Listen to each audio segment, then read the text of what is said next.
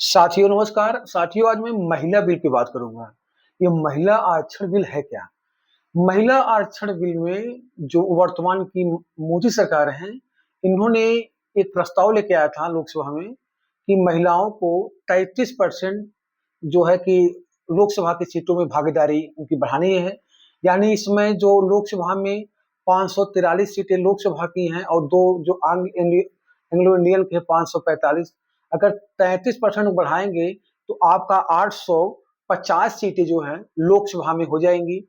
इसके लिए जो है कि अभी संसद का विशेष सत्र बुलाया जाता है 3 दिन का, और माननीय प्रधानमंत्री मोदी जी, माननीय गृह मंत्री अमित शाह जी और जो सत्ता और विपक्ष के जितने नेता हैं सभी लोग वहां पे भाग पार्टिसिपेट किए, जो भी संसद के सदस्य थे।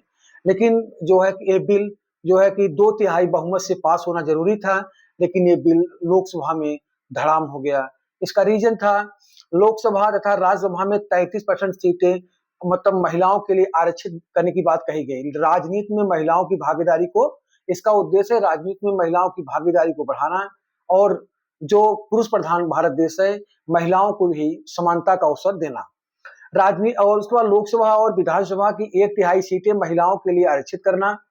यह आरक्षण SC/ST सीटों में भी लागू होगा। सीटें रोटेशन के आधार पर बदलती रहेंगी हर 15 साल पे। यह बिल पहली बार 1996 में पेश हुआ था। हाल ही में 2023 में इसे नए रूप में नारी शक्ति वंदन अधिनियम के नाम से पास किया गया। हालांकि बिल पास हो चुका है, लेकिन इसे लागू करने के लिए जनगणना और सीटों का परिसीमन पूरा होना जरूरी है। तो लोकसभा में ये जो बिल महिला बिल पास क्यों नहीं हो पाया, इसका सबसे बड़ा कारण था कि 2011 के बाद अभी तक भारत में जनगणना नहीं हुई है और परिसीमन नहीं हुआ है। तो जो विपक्ष की पार्टियां थी, इनकी मांग थी कि महिला बिल लागू करने से पहले जो है कि 2011 की जनगणना भी के बाद जनगणना नहीं हुई है, पहले जनगणना होना चाहिए सेंसर, या तो उसके बाद जाति जनगणना और परिसीमन होने के बाद महिला बिल लाया जाए, हम तब सपोर्ट करेंगे। अब तो क्या लगता है कि संविधान में 131वां 131 संविधान संशोधन हो पाएगा?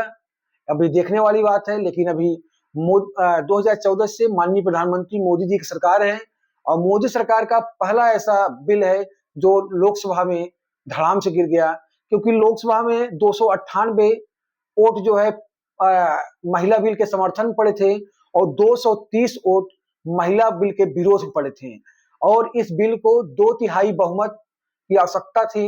यानी करीब करीब आपका 360 वोटों की आवश्यकता थी, लेकिन ये बिल मात्र 298 वोट इसको प्राप्त हुआ। अब इसमें सत्ता पक्ष और विपक्ष एक दूसरे पे आरोप प्रत्यारोप लगा रहे हैं। सत्ता पक्ष वाले कह रहे हैं कि विपक्ष वाले महिलाओं का सम्मान नहीं करते, नारियों का सम्मान नहीं करते, मेरी माँ बहन बेटियों को सम्मान नहीं करते। ये सत्ता पक्ष का आरोप है विपक्ष को। और विपक्ष आरोप लगा रहा है कि हम महिला को सम्मान देते हैं, हम नारी का सम्मान करते हैं, लेकिन जो वर्तमान की सरकार है माननीय मोदी जी, वो जो है कि महिला बिल जो ला रहे हैं, नारी शक्ति वंदन जो मतलब अधिनियम, उसके पहले जनगणना, जाति जनगणना और परिसीमन हो जाना चाहिए। परिसीमन और जनगणना के जाति जनगणना के बाद महिला बिल लाएं। इससे जो है कि हर समाज, हर वर्ग, हर मजहब के लोगों का भागीदारी, जो जनसंख्या है सबकी बराबर रहेगी, तभी ये बिल लोकसभा में पास हो सकता है। अब देखने वाली आगे क्या बात होगी। लेकिन जो संसद का विशेष सत्र 3 दिन का था, इसमें महिला बिल गिरा धड़ाम से। 298 वोट पक्ष में पड़े, 230 विपक्ष में, और 2/3 बहुमत की आवश्यकता थी, यानी 360, लेकिन दो मतलब आप समझ सकते हैं 62 वोट कम पड़ गए थे।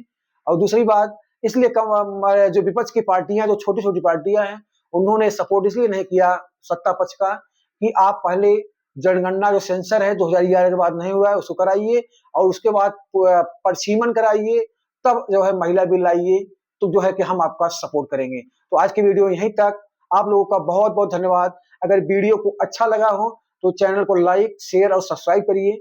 मैं आपको बता दूं कि मैं पढ़ाई से संबंधित हर एक नई जानकारियां, हर एक नई जो है किस्से आपको मैं सुनाता रहूंगा, और जो है कि नई से नई आपको लोगों के लिए हम न्यूज लेकर आते रहेंगे। तो आज की वीडियो यहीं तक। बहुत बहुत धन्यवाद। नमस्कार।